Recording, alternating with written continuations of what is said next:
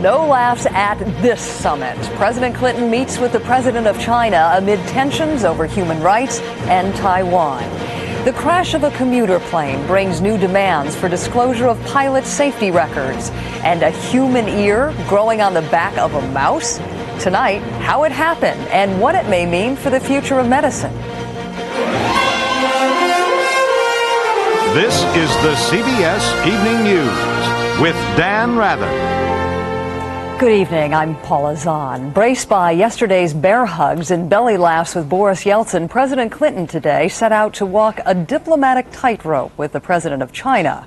The mood was tense as they met in New York, but the two sides agreed the meeting itself was very important. Correspondent Rita Braver has our reports.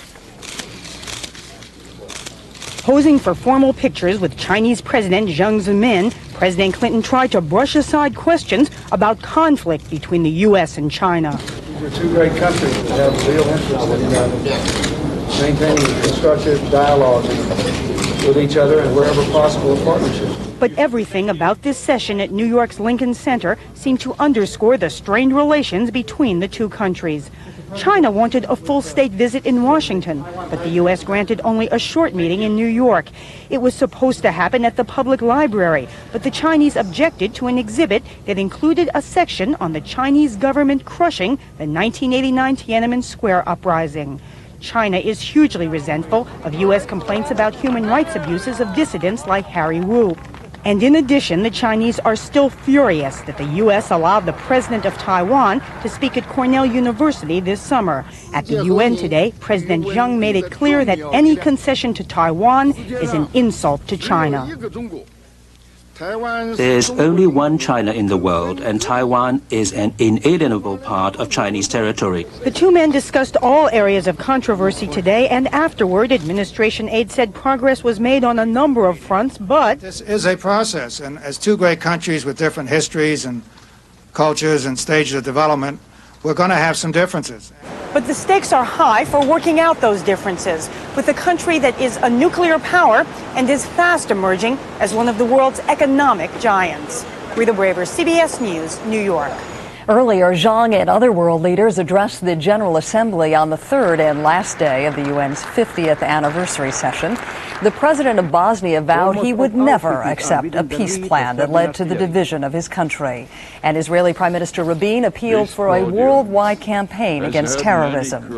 Rabin's partner in peace, Yasser Arafat, is taking part in the UN session, but last night, shortly after these pictures were taken, he was politely booted out of a New York Philharmonic concert. The PLO chief was told he wasn't invited to the event, sponsored by New York City. Federal air safety investigators today reported their findings on the crash of an American Eagle flight a year ago outside Raleigh, North Carolina. Both pilots and 13 passengers were killed. The conclusion? Pilot error. But that's not all the investigators found, as correspondent Bob Orr reports. The pilot of Flight 3379 was hired by American Eagle as he was being forced out the door of another regional carrier, ComAir. Flight test supervisors labeled Captain Michael Hillis a panic-prone pilot and rated him average in knowledge and performance, described him as moody and unpredictable and slow to ask for help, and recommended dismissal. An evaluation never revealed to American Eagle, and one that proved grimly prophetic last December when Hillis panicked and became preoccupied with a faulty engine warning light and allowed the plane to stall.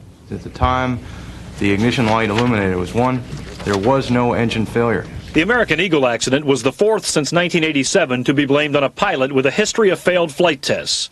72 people have died in crashes involving questionable pilots, also flying for Continental, Aloha, and Scenic Air.